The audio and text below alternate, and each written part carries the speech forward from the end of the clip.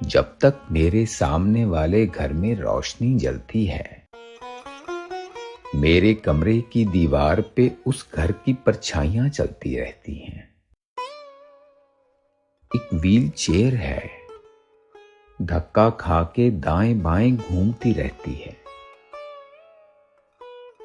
उस घर की दो पालतू चिड़ियां उड़ती हैं तो मेरी इस दीवार से टकरा जाती हैं।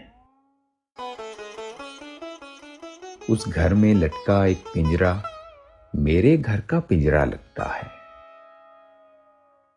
जाने कौन सी खिड़की बंद होती है जिसकी जाली से दीवार पे जेल का दरवाजा बन जाता है। आते जाते लोग सभी कैदी लगते हैं।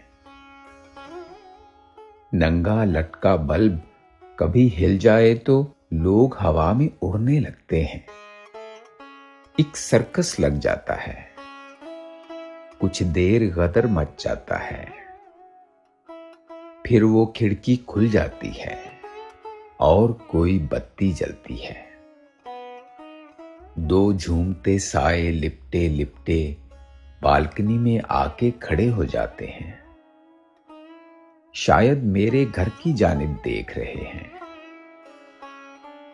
कभी कभी यूं भी होता है, उस घर के धुएं की परछाई मेरी इस दीवार पे पड़ती है। तब लगता है दोनों घरों में आग लगी है।